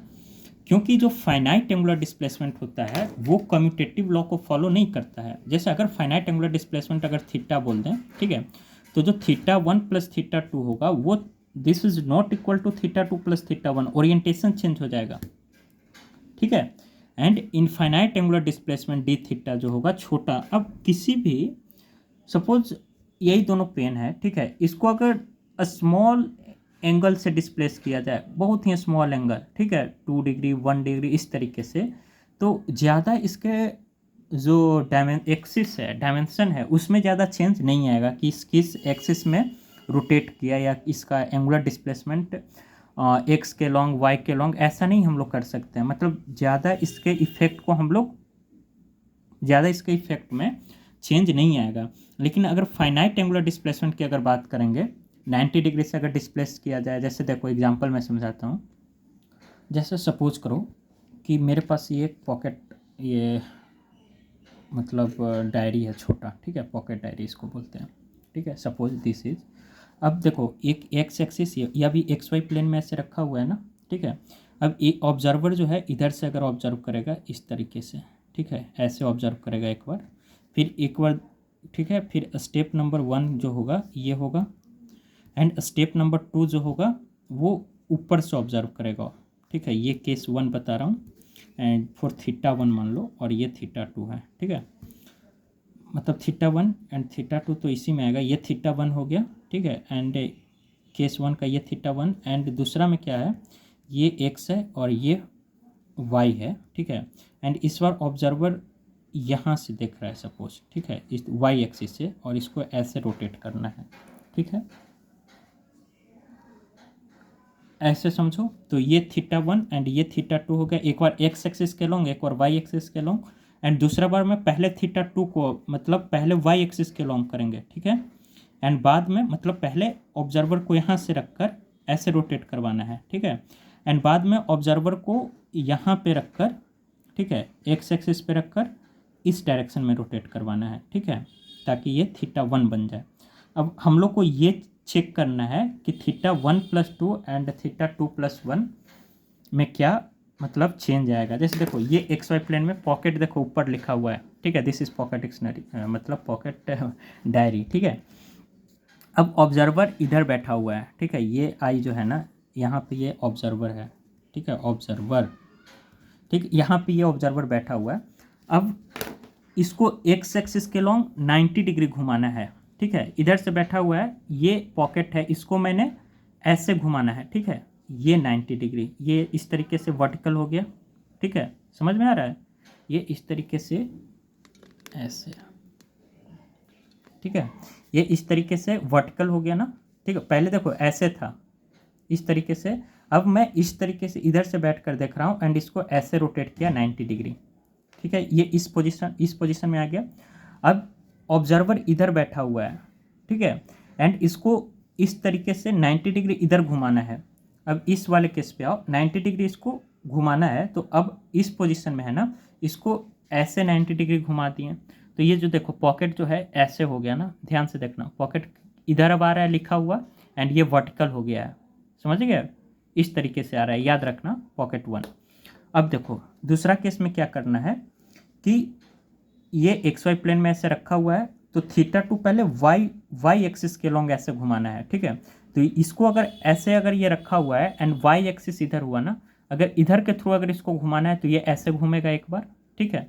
अब x एक्सिस के थ्रू रखते हुए इधर से देखते हुए, इधर से देख रहे हैं, एंड इसको इस तरीके से टर्न करना है इधर, ठीक है, पिछले बार भी उधर ऐसे घुमाया था ना, तो इधर से अगर टर्न करेंगे तो ये जो मतलब आएगा इस तरीके से अगर है, एंड इसको क्या मतलब ये अगर x है, जैसे देखो फिर से समझना इस चीज़ को, कन्फ्यूज़न क्या था कि ये पॉकेट डिक्शनरी है, ठीक है, ये x है, ये y है पॉकेट को।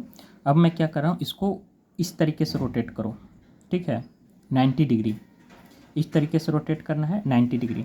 ये XY में है, इसको x एक्सिस इधर से देख रहा है, ठीक है, इसको मैंने 90 डिग्री ऐसे अगर रखा हुआ है, इसको अगर मैंने 90 डिग्री ऐसे रोटेट किया, ठीक है, ये θ1 हुआ, एंड θ2 में y एक्सिस के लॉन्ग 90 डिग्री इधर घुमाना है, ठीक है, मतलब ये क्लॉकवाइज एंटी क्लॉकवाइज के डायरेक्शन में 90 डिग्री घुमाना है, यानी ये जो होगा 90 डिग्री ऐसे घूम गया। तो अब जो पॉकेट लिखा हुआ आ रहा है ये इधर लिखा हुआ आ रहा है, ठीक है। अब फिर से इधर देखना कि ये ऐसे रखा हुआ है, ठीक है, इस केस पे केस 2 हो गया, ठीक है। केस 2 में क्या बोल रहा हूँ कि ये ऐसे रखा हुआ है, पहले θ डिग्री इसको इधर घुमाना है, y एक्सिस से अगर देख रहे हैं तो θ डिग्री इसको एंटी क्लॉकवाइज घुमाना है, ठीक है। तो ये θ डिग्री अगर एंटी क्लॉकवाइज अगर ऐसे रखा हुआ है तो एंटी क्लॉकवाइज ऐसे घूमेगा, ठीक है, इस तरीके से एंटी क्लॉकवाइज ऐसे ही तो घूमेगा, ऐसे इस डायरेक्शन में, ठीक है, मतलब एंटी क्लॉकवाइज ऐसे ही तो घूमेगा, ठीक है। तो ये अगर ऐसे रखा हुआ है तो एंटी क्लॉकवाइज ऐसे घूमा, ठीक है, 90 डिग्री, एंड फिर इधर से जो देखेगा वो क्या बोलेगा कि एक्स एक्सिस के लॉन्ग इसको 90 डिग्री ऐसे घुमाओ, ठीक है, एक्स एक्सिस के लॉन्ग। तो अगर ये एक्स एक्सिस इसका ये अगर है, ये वाला पार्ट अगर एक्स एक्सिस है, तो इसको अगर 90 डिग्री अगर टर्न करने के लिए बोल रहा है तो ये फिर से वापस वर्टिकल हो जाएगा, एंड वर्टिकल में देखना कि ये पॉकेट अब इधर लिखा हुआ आ रहा है, ठीक है, इस तरफ, एंड इस वाले में ये इधर लिखा हुआ आ रहा था, यानी थीटा मतलब दोनों का कन्फिग्रेशन चेंज हो गया ना। इस वाले में θ1 + θ2 करने पर पॉकेट जो लिखा हुआ आ रहा है ये इधर आ रहा है, इस वाले में θ1 + θ2 करने पर पॉकेट इधर आ रहा है, ठीक है। तो दोनों दे आर नॉट कम्यूटेटिव, ठीक है। सो वी विल से कि finite angular displacement is not a vector quantity. Example ऐसे ट्राई करना है, एक बार एक्स एक्सिस के थ्रू, एक बार वाई एक्सिस के थ्रू, एक बार वाई के थ्रू, एक बार एक्स के थ्रू, आपको सब समझ में आ जाएगा। नाउ एक होता है अब यूनिट वेक्टर्स, ठीक है। यूनिट वेक्टर किसको बोलते हैं? Unit vector is A vector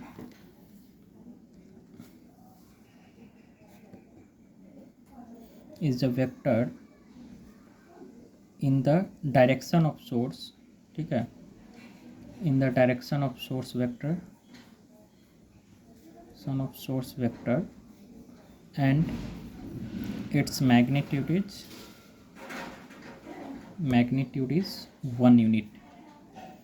यानी किसी भी यूनिट वेक्टर का जो मैग्नीट्यूड होता है वो 1 यूनिट होता है, एंड उसका जो डायरेक्शन होता है वो सोर्स वेक्टर की डायरेक्शन में होता है। जैसे अगर कोई एक वेक्टर है ये, ठीक है, इसके ऊपर इस तरीके का साइन कैप जैसा टोपी पहना दो, ठीक है, तो इसको ए कैप बोलते हैं, एंड इसी को यूनिट वेक्टर भी बोलते हैं। तो ए कैप का मतलब ए कैप हो गया या यूनिट वेक्टर ए हो गया। इसका फॉर्मूला जो होता है ए वेक्टर मतलब A cap is equal to vector divided by its magnitude. Magnitude mode में ऐसे लिखते हैं, ठीक है। एक वेक्टर ए है तो इसको एज इट इज़ लिखना है, एंड उसका मैग्नीट्यूड से उसको डिवाइड कर देंगे, तब ये हमारा यूनिट वेक्टर आ जाएगा, ठीक है। एंड यूनिट वेक्टर का यूज कहाँ होता है? टू रिप्रेजेंट डायरेक्शन, ठीक है। बाकी तो डिटेल्स में हम लोग देखेंगे। जैसे 10 मीटर्स नॉर्थ है, जैसे एक और देखो बताता हूँ वो। एक होता है बेस यूनिट वेक्टर, ठीक है, बेस यूनिट वेक्टर्स। और जैसे देखो हम लोगों ने अभी पढ़ा कि एक एक्स होता है, एक वाई होता है और एक जेड होता है, ठीक है, एक्स वाई एंड जेड होता है। एंड इसमें जो प्लस एक्स की तरफ है, ठीक है, इसको हम लोग आई कैप बोलते हैं, एंड वाई की तरफ जो है उसको हम लोग जे कैप बोलते हैं, प्लस जे कैप। अगर माइनस वाई रहता है तो minus J cap, and Z के डायरेक्शन में इसको हम लोग प्लस के कैप बोलते हैं, एंड माइनस जेड रहेगा तो माइनस के कैप, ठीक है। तो इस तरीके से हम लोग I cap, J cap and K cap को डिफाइन करते हैं। तो आई कैप, अच्छा एक बात और, I cap is not equal to J cap and is not equal to K cap. I cap, J cap और के कैप तीनों बराबर नहीं है, लेकिन तीनों का मैग्नीट्यूड जरूर बराबर है अपने में, ठीक है। इसका मैग्नीट्यूड, क्योंकि सबका मैग्नीट्यूड तो एक ही यूनिट होगा, ठीक है। तो इस तरीके से कर सकते हैं। जैसे वाई एक्सिस के long J cap, X axis के long I cap, minus X minus I minus Z, मतलब माइनस जेड माइनस के, ठीक है, इस तरीके से। अब जैसे suppose 10 metre in the north है, 10 मीटर इन द नॉर्थ, तो जैसे देखो 10 मीटर नॉर्थ में अगर कोई मतलब कोई डिस्प्लेसमेंट है, मान लो 10 मीटर इन द नॉर्थ, तो इसको लिखने का क्या तरीका हो गया? 10 एज इट इज़ लिखेंगे नॉर्थ का वाई एक्सिस में ना, तो बताया था ना ये ईस्ट वेस्ट नॉर्थ साउथ, ठीक है। तो 10 मीटर नॉर्थ यानी 10 जे कैप भी इसको बोल सकते हैं, ठीक है। जे कैप क्या डिनोट कर रहा है? नॉर्थ में, ठीक है, इस तरीके से। नाउ अब शुरू होता है वेक्टर अलजबरा। वेक्टर अलजबरा में एक सबसे, जैसे वेक्टर अलजबरा में हम लोग क्या क्या पढ़ेंगे? जैसे addition of vector, subtraction of vector, multiplication of vector etcetera, ठीक है। तो सबसे पहले एक बात समझो कि अगर किसी वेक्टर को हम लोग स्केलर से मल्टीप्लाई करते हैं तब क्या होता है, ठीक है। तो इस पर डिपेंड करता है कि जो मल्टीप्लाई कर रहे हैं, जिस स्केलर से मल्टीप्लाई कर रहे हैं वो स्केलर पॉजिटिव है या निगेटिव है। अगर पॉजिटिव रहेगा तब तो कोई दिक्कत नहीं है, डायरेक्शन सेम आएगा, बस मैग्नीट्यूड डिफर कर जाएगा। लेकिन अगर निगेटिव से अगर मल्टीप्लाई, जैसे देखो if scalar is multiplied to a vector, ठीक है। एक वेक्टर को हम लोग स्केलर से मल्टीप्लाई कर रहे हैं, वेक्टर नहीं, वेक्टर स्केलर, वो तो वेक्टर मल्टीप्लिकेशन हम लोग अलग पढ़ेंगे, ठीक है। तो ये इस पे डिपेंड करेगा कि ये स्केलर जो है ना, जो भी नंबर है वो पॉजिटिव है या निगेटिव है, ठीक है, पॉजिटिव है या निगेटिव है। जैसे देखो एग्जांपल, अगर बोल रहा है वेलोसिटी 2 मीटर पर सेकेंड है, ठीक है, और हमने आपसे बोला कि 4 टाइम्स ऑफ वेलोसिटी बताओ क्या होगा, ठीक है। तो 4 पॉजिटिव है ना, तो 4 को अगर मल्टीप्लाई कर देंगे तो direct as it is multiply कर देना इसका इससे 2 में जो भी मैग्नीट्यूड जो इसका दिया रहेगा दैट इज 8 मीटर पर सेकेंड, ठीक है। अगर वेलोसिटी 2 मीटर पर सेकंड इधर मान लो कुछ रहेगा ईस्ट में है, ठीक है, तो यहाँ पे भी डायरेक्शन ईस्ट ही होगा, ठीक है, लेकिन मैग्नीट्यूड चेंज हो जाएगा 8 metre per second and magnitude change हो जाएगा लेकिन डायरेक्शन सेम रहेगा क्योंकि नंबर पॉजिटिव है। लेकिन इसी नंबर को मान लो वेलोसिटी है 2 metre per second in the east, ठीक है। अब -4v बोल रहा है कि कितना होगा, -4 से मल्टीप्लाई हो रहा है, नंबर जो है निगेटिव हो गया, तो इसका जो वैल्यू निकल कर आएगा फाइनल वो कितना आ जाएगा, -4v का वैल्यू दैट इज -8 मीटर पर सेकेंड। अच्छा, माइनस आने का क्या मतलब है कि मैग्नीट्यूड तो सेम रहेगा लेकिन जो डायरेक्शन है ना वो अब चेंज हो जाएगा, ईस्ट की जगह क्या हो जाएगा, वेस्ट हो जाएगा, ठीक है। अगर इधर वी आर सेइंग कि इधर अगर 2 मीटर पर सेकंड है ये वेलोसिटी है तो -4v इस तरफ आ जाएगा, जस्ट इसका reverse that is -8 metre per second, ठीक है। और ये थोड़ा सा बड़ा हो जाएगा यूनिट क्योंकि मैग्नीट्यूड क्योंकि डिफर कर गया, ठीक है, इस तरीके से। तो अगर नेगेटिव नंबर से अगर हम लोग मल्टीप्लाई करते हैं तो मैग्नीट्यूड तो चेंज होगा ही होगा, मैग्नीट्यूड हम लोग यहाँ लिख सकते हैं कि magnitude as well as direction will change, direction will change, और चेंज होकर कैसा हो जाएगा, जस्ट अपोजिट, ठीक है। लेकिन यहाँ पे अगर पॉजिटिव नंबर से मल्टीप्लाई करते हैं तो हम लोग क्या बोलेंगे कि मैग्नीट्यूड रिमेन, मतलब मैग्नीट्यूड तो चेंज होगा ही होगा, magnitude will change but direction will remain same, ठीक है, विल रिमेन सेम। जैसे अगर इधर अगर वेलोसिटी अगर 2 मीटर पर सेकंड था ना तो 4v भी इधर ही आएगा एंड 8 मीटर पर सेकंड हो जाएगा 4v का वैल्यू, ठीक है। तो इस तरीके से वेक्टर अलजेब्रा अगर स्केलर को मल्टीप्लाई करते हैं वेक्टर से तो क्या होता है। जैसे यहाँ पे अब सवाल है कि angle between two vectors A vector and B vector is 60 degree, तो find the angle between A vector and two vector. अच्छा, किसी भी दो वेक्टर के बीच का अगर एंगल है, ये अगर ए वेक्टर है ये बी वेक्टर है, तो टेल टू टेल अगर मिला तो ये कितना होना चाहिए था, 60 डिग्री, ठीक है। अब बोल रहा है A vector and two B vector के बीच का एंगल बताओ कितना होगा।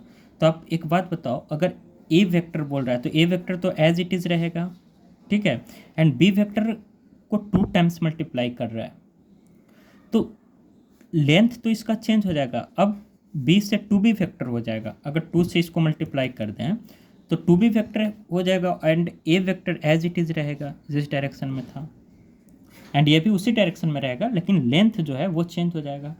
तो अभी भी जो एंगल आएगा वो थोड़े ना चेंज होगा, वो अभी भी 60 डिग्री, क्योंकि बेस वही उसी डायरेक्शन में है, ए भी उसी डायरेक्शन में है, बस मैग्नीट्यूड चेंज हुआ, एंड मैग्नीट्यूड बड़ा छोटा होने से एंगल पे इस पर कोई इफेक्ट नहीं आएगा, ठीक है। अब उसी तरीके से सेकंड बोल रहा है 2a एंड -b वेक्टर। अब देखो अगर ये a वेक्टर है एंड ये अगर b वेक्टर है, बेस वेक्टर यहाँ पे b है एंड ये 60 डिग्री है, ठीक है, तो -b कहने का क्या मतलब कि ये जो b वेक्टर होगा इसका जस्ट अपोजिट इधर ये -b वेक्टर हो गया, ठीक है, and a vector as it is इसी डायरेक्शन में ऐसे 60 डिग्री पे इंक्लाइंड है, ठीक है, a वेक्टर ये, ठीक है, लेंथ इतना ही है जितना पहले था, लेकिन अब ये बोल रहा है 2a, ठीक है, यहाँ 2a वेक्टर कर दो, 2a वेक्टर, तो 2a वेक्टर में a वेक्टर से लेंथ थोड़ा सा और बड़ा हो जाएगा लेकिन डायरेक्शन उसी में रहेगा, ठीक है, तो ये हो जाएगा टोटल जो है, ये a वेक्टर था, अब ये यहाँ से यहाँ तक जो हो जाएगा this will B 2a vector and this will -b vector. अगर ये 60 डिग्री है तो ये अब एंगल कितना हो गया, दिस विल बी 120 डिग्री, ठीक है, कैसे 180 - 60 120 degree, so this will be the final answer, ठीक है।